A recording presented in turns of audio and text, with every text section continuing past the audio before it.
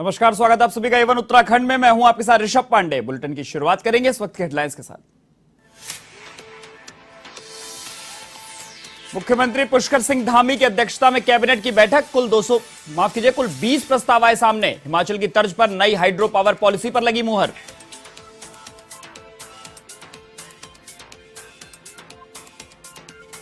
देहरादून में principles progressive schools association की ओर से कार्यक्रम। मुख्यमंत्री पुष्कर सिंह धामी ने की शिरकत। कहा, शिक्षकों पर बच्चों के भविष्य को बनाने की महत्वपूर्ण जिम्मेदारी। उत्कृष्ट शिक्षकों को किया सम्मानित।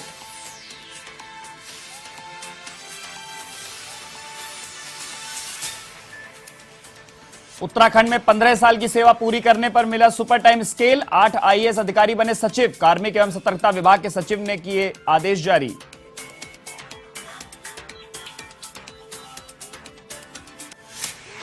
उत्तराखंड कांग्रेस में वर्चस्व की लड़ाई। एआईसीसी के पूर्व सदस्य योगेंद्र खंडूरी का पत्र वायरल। खड़गे से प्रदेश प्रभारी देवेंद्र यादव को हटाने की मांग, तो कांग्रेस ने इस पत्र को बताया निराधार।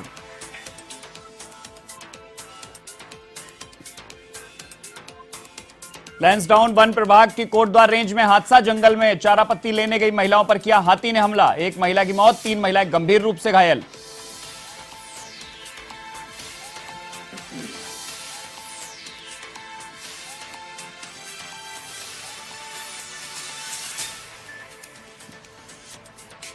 अब खबरें विस्तार से। उत्तराखंड राज्य सचिवालय स्थित विश्वकर्मा भवन के सभागार में मुख्यमंत्री पुष्कर सिंह धामी की अध्यक्षता में कैबिनेट बैठक संपन्न हुई। बैठक में कुल 20 प्रस्ताव आए। इस दौरान हिमाचल की भांति उत्तराखंड की नई हाइड्रो पावर पॉलिसी पर कैबिनेट ने मुहर लगा दी। हाइड्रो पावर पॉलिसी के तहत तय किया गया है कि जब प्रोजेक्ट की कमीशनिंग हो जाएगी तब से प्रोजेक्ट की शुरुआत मानी जाएगी।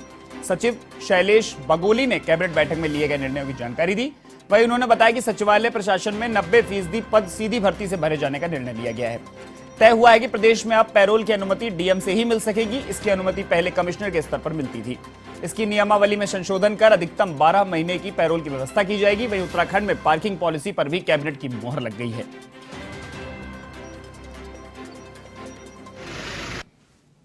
अगला मद ये हमारा राजस्व विभाग का मद है, जिसमें कि उत्तराखंड राजस्व परिषद के अनुभाग अधिकारी, सहायक राजस्व आयुक्त, उप राजस्व आयुक्त की सेवा नियमावली का गठन किया गया है।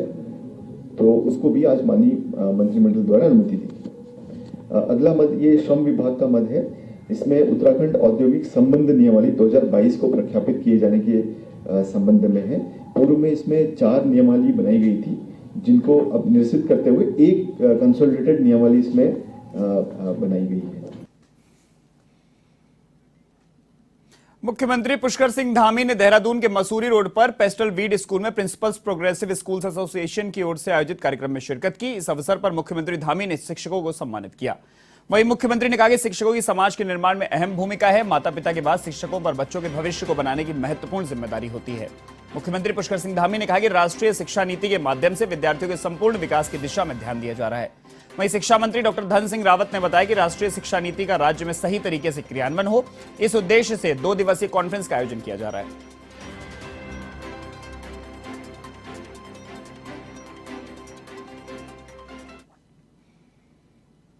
उत्तराखंड सरकार ने भारतीय प्रशासनिक सेवा के 8 अधिकारी को सचिव बनाया है। उन्हें 15 साल की सेवा पूरी करने पर सुपर टाइम स्केल मिला है। कार्मिक एवं सतर्कता विभाग के सचिव शैलेश बगौली ने इसके आदेश जारी किए हैं। तरक्की प्राप्त करने वाले सभी आईएएस अधिकारी 2007 बैच के हैं। इसमें Deepak Rawat, V Shanmugam, R Rajesh Kumar, doctor Neeraj Khairwal, Vinay Shankar Pandey, Dipendra Chaudhary, Surendra Narayan Pandey और विनोद कुमार सुमन शामिल हैं। आईएएस दीपक रावत कुमाऊं मंडल के आयुक्त हैं, जबकि विनोद कुमार सुमन, दीपेंद्र चौधरी, सुरेंद्र नारायण पांडे प्रभारी सचिव पद पर हैं। विनय शंकर पांडे और डॉक्टर नीरज खैरवाल वर्तमान में जिलाधिकारी पद पर हैं।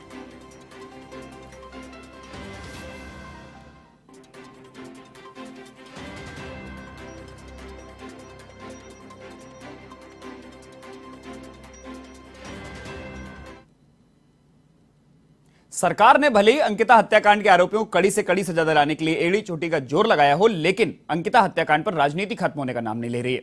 फिलहाल हरीश रावत ने अंकिता हत्याकांड में वीआईपी का नाम उजागर करने की मांग को लेकर एसआईटी ऑफिस के बाहर धरने पर बैठने का ऐलान किया है।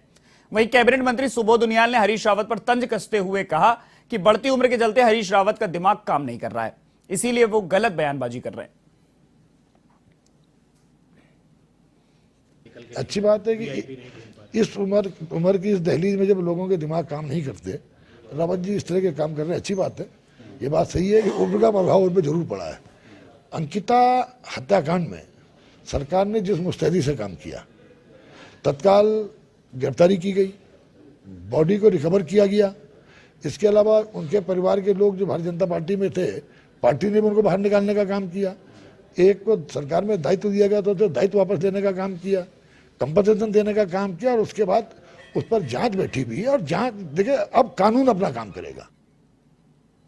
खाद्य आपूर्ति विभाग में राशन के डीलरों को बायोमेट्रिक मशीन सरकार द्वारा दी गई है, जिससे कि बायोमेट्रिक पर अंगूठा लगाने के बाद ही जनता को राशन दिया जाता है, जिसका विरोध लगातार राशन डीलर करते हुए नजर आ रहे हैं। राशन डीलरों का कहना है कि उनके यहां नेटवर्क नहीं आ पाते हैं, इसलिए उन्हें राशन वितरित करने में काफी समस्याएं सामने आती हैं। अब विभागीय मंत्री रेखा आर्य ने कहा कि बायोमेट्रिक व्यवस्था अपने आप में जीरो टॉलरेंस और जीरो भ्रष्टाचार की दृष्टिकोण से यह व्यवस्था चालू की गई है। बायोमेट्रिक व्यवस्था से यह फायदा होता है कि जितना राशन वितरित होता है उतना ही राशन उसको अलाउड किया जाता है। इस व्यवस्था में कई जनपदों में अपनी अच्छी परफॉर्मेंस भी दिखाई है।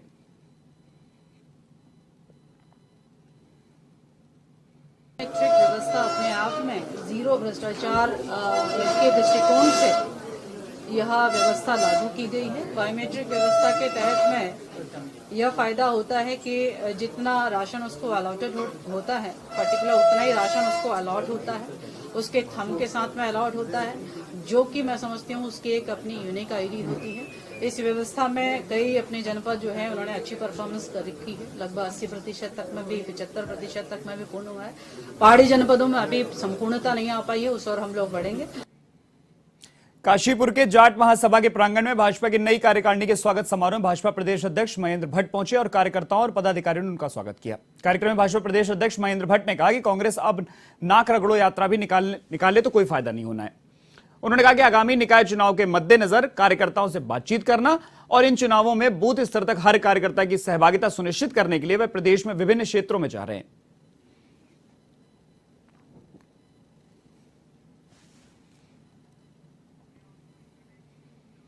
एक तरफ राहुल गांधी कांग्रेस के संगठन की मजबूती के लिए भारत जोड़ो यात्रा पर निकले हुए हैं, तो वहीं दूसरी तरफ उत्तराखंड कांग्रेस में लगातार दो फाड़ होने की घटनाएं थमने का नाम नहीं ले रही हैं। ताजा मामला कांग्रेस के प्रदेश प्रभारी देवेंद्र यादव को लेकर सामने आया है, जिसमें एआईसीसी के पूर्व सदस्य योगेंद्र खंडूरी ने राष्ट्रीय अध्यक्ष मल्लिकार्जुन खड़गे को पत्र लिखकर उत्तराखंड प्रदेश प्रभारी देवेंद्र यादव को हटाने की मांग की है। और इसके साथ ही योगेश खंडूरी ने पत्र में यह भी साफ लिखा है कि प्रदेश का प्रभार किसी वरिष्ठ कांग्रेसी कार्यकर्ता को सौंपा जाना चाहिए। इस पूरे मामले पर कांग्रेस के प्रदेश उपाध्यक्ष सूर्यकांत धस्माना ने मीडिया से बातचीत में इस पत्र को निराधार बताया है। पूरी पार्टी ताकत के साथ राहुल गांधी जी की जो सबसे बड़ी ऐतिहासिक यात्रा चल रही है, उस ऐतिहासिक यात्रा के साथ अपनी सद्भावनाएं जोड़ने के लिए, और जो उसका मैसेज है आज हर एक कांग्रेस कार्यकर्ता का जो अपने को सच्चा कांग्रेसी कहता है, उसका सबसे पहला कर्तव्य है कि राहुल गांधी जो इतने बड़े महायज्ञ को कर रहे हैं उसमें अपनी आहुति डालें। सारी बातें पीछे, सारे भाई राहुल गांधी ने सब कुछ ताक पे लगा दिया।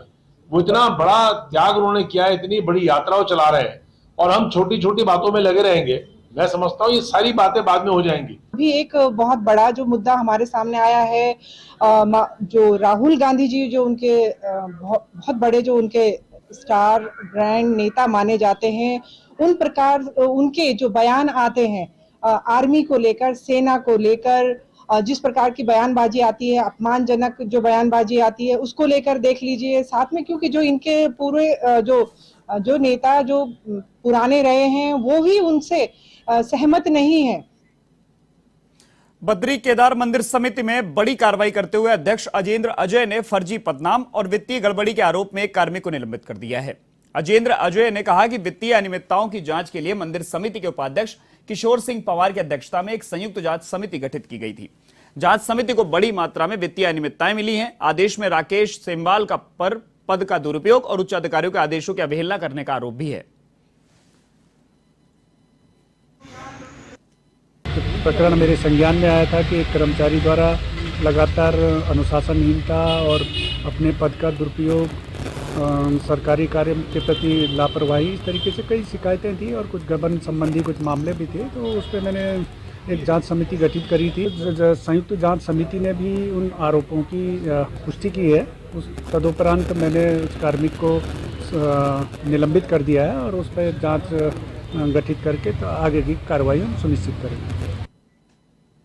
रुड़की के नगर निगम सभागार में तहसील दिवस पर आयोजन किया गया, जिसमें सीडीओ प्रतीक जैन और ज्वाइंट मजिस्ट्रेट अभिनव शाह ने पहुंचकर पीड़ित लोगों से समस्याएं सुनी, जिसमें मुख्य समस्या अतिक्रमण, पेंशन, चकबंदी, आय प्रमाण पत्र सामने आए। अधिकारियों ने तहसील दिवस में पीड़ित लोगों की समस्या सुनकर उनकी समस्याओं का निस्तारण तुरंत कराने के निर्देश दिए। ऑर्गेनाइज करते रहते हैं अलग अलग तहसीलों में। आज तहसील रुड़की में तहसील दिवस ऑर्गेनाइज किया गया। टोटल हमारे को यहाँ पे 55 शिकायतें मिली, जो कि अलग अलग विभागों से संबंधित थी। कुछ नगर निगम की शिकायतें थी, कुछ ब्लॉक की शिकायतें थी, कुछ पैमाइश संबंधी शिकायतें थी, कुछ सफाई संबंधी शिकायतें थी। तो अलग अलग प्रकरण हमारे सामने आए। 55 में से 5 शिकायतें ऐसी थी जो मौके पर ही निस्तारित की गई, और बाकी सबको जो बची हुई शिकायतें उनमें टाइम बाउंड सबको कार्रवाई करने के लिए बोला गया है। मसूरी उप जिला अधिकारी कार्यालय में विंटर कार्निवाल को लेकर होटल एसोसिएशन, व्यापार मंडल, सामाजिक संस्थाओं के साथ बैठक की गई और विंटर कार्निवाल को लेकर रूपरेखा तैयार की गई। साथ ही स्थानीय कलाकारों के अलावा वडाली बंधु विंटर कार्निवाल का मुख्य आकर्षण रहेंगे। इस अवसर पर खेल प्रतियोगिता के समेत पहाड़ी व्यंजनों के स्टॉल्स भी लगाई जाएंगी। वहीं बैठक में समिति का गठन किया गया। विंटर कार्निवाल को लेकर के हमारी तैयारियां लगभग पूर्ण हो गई हैं। आज हमने यहाँ पर होटल एसोसिएशन, व्यापार मंडल, यहाँ के स्थानीय जो पार्षद हैं और जो हमारे सामाजिक कार्यकर्ता हैं और जो अधिकारी इसमें ड्यूटी पर हैं, उन सब के साथ जो है एक कोऑर्डिनेशन मीटिंग की है। और उस मीटिंग में हमने उनके कार्य दायित्व हैं, जो उप समितियों में जहाँ जहाँ उनका दायित्व है, उनके साथ शेयर किया है और इसको किस तरीके से बेहतर तरीके से संपादित किया जाना है, इस पर चर्चा हुई। पौड़ी जिले में सतपुली क्षेत्र का सरकारी अस्पताल मरीजों की जान से खिलवाड़ कर रहा है। यहां जिस डॉक्टर्स के भरोसे मरीज अस्पताल पहुंच रहे हैं, वे डॉक्टरी नशे में धुत होकर अस्पताल में हंगामा काट रहा है।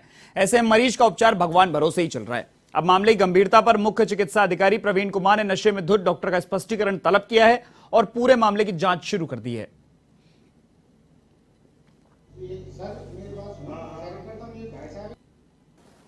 देखिए, मेरे भी संज्ञान में ये आज ही आया है मामला, और अभी तो जब तक मामले की जांच ना हो जाए इसमें कुछ भी कहना संभव नहीं है।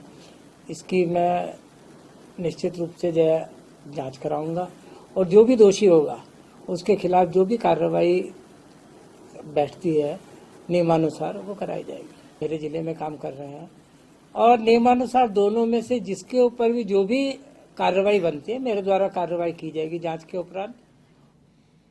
आज के दौर में ईमानदारी से काम करना हर किसी पर भारी पड़ता है। ऐसे ही कुछ कालसी विकास खंड की ग्राम पंचायत नराया में ग्राम प्रधान श्रीचंद तोमर के साथ भी होता नजर आ रहा है, जिनके द्वारा सरकारी धन की बंदरबाट ना करना भारी पड़ा और भारी दबाव को देखते हुए इस्तीफा देने पर मजबूर होना पड़ा। इसे लेकर श्रीचंद तोमर ने पत्रकार वार्ता का आयोजन कर अपना इस्तीफा सौंपने का ऐलान किया। श्रीचंद तोमर ने मीडिया से बात करते हुए कहा कि ग्रामीणों द्वारा उन पर आरोप लगाए जा रहे हैं जो कि निराधार हैं। हमारे विरुद्ध में ग्रामीणों द्वारा सबसे पहले सूचना अधिनियम के तहत सूचना मांगी गई, जो कि हमने उपलब्ध कराई। सूचना में कोई भी ऐसा कार्य नहीं पाया गया जो कि धरातल पर ना हो। उसके उपरांत उन्होंने हमारे विरुद्ध में अविश्वास प्रस्ताव जारी करवा दिया।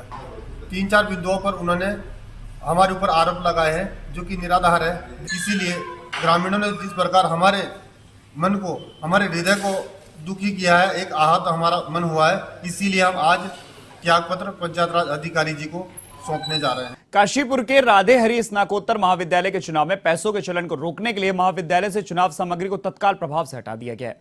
बता दें कि लिंग 2 कमेटी की सिफारिशों के अनुसार छात्र संघ चुनाव में तैयार की गई चुनाव सामग्री प्रिंटेड नहीं होनी चाहिए, उसे हस्तलिखित या हाथ से ही तैयार किया होना चाहिए।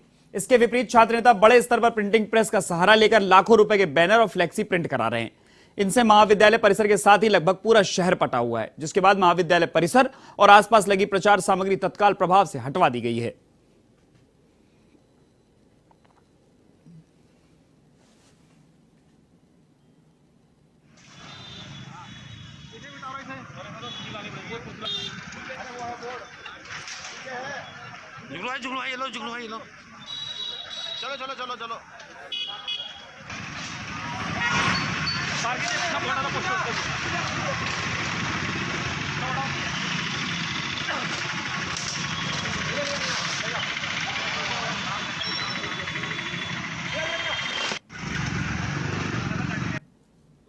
चलो संबंधी जो लिंगदो सिफारिशें हैं और जो संविधान है वो ये कहता है कि महाविद्यालय परिसर में या परिसर के 100 मीटर के दायरे में किसी भी प्रकार का कोई प्रिंटेड मटेरियल नहीं होना चाहिए, फ्लैक्सी नहीं होनी चाहिए।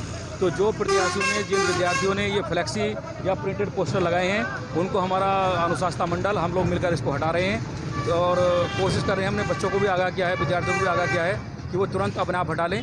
और आपने देखा जो भवन स्वामी थे, जिनके भवनों पर भी पोस्टर या प्रिंटेड फ्लैक्सी लगी थी, उन्होंने खुद अपने आप भी ये फ्लैक्सी और प्रिंटेड पोस्टर हटाए हैं। विकासनगर में दुकानदारों द्वारा किए गए फुटपाथ पर अवैध अतिक्रमण और संदिग्ध व्यक्तियों के सत्यापन के लिए पुलिस ने एक बार फिर अभियान छेड़ दिया है। इसी क्रम में कोतवाली पुलिस ने विकासनगर बाजार पर निरीक्षण कर दुकानदारों को सख्त दिशा निर्देश दिए। इस दौरान पुलिस की इस कार्रवाई को होता देख दुकानदार अपना सामान समेटते नजर आए।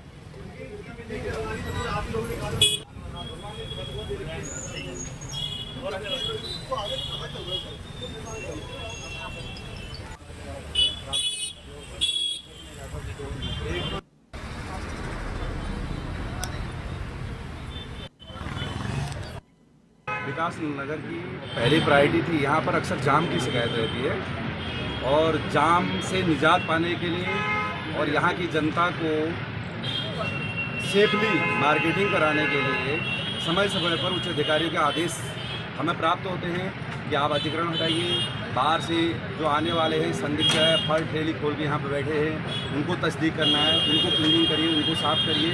इसी के मद्देनज़र आज उच्च अधिकारियों के दिशा निर्देशन में विकासनगर बाजार में ये हमने फुटपाथ खाली और संदिग्धों की चेकिंग और अतिक्रमण अभियान चलाया है। उत्तराखंड के लैंसडाउन वन प्रभाग के कोटद्वार रेंज में हादसा हो गया। लालपुर क्षेत्र के जंगल में चारा पत्ती लेने गई महिलाओं पर अचानक हाथी ने हमला कर दिया। इस दौरान एक महिला की मौत हो गई, वहीं 3 महिलाएं गंभीर रूप से घायल हो गईं। इन घायल महिलाओं को अस्पताल में भर्ती कराया गया है।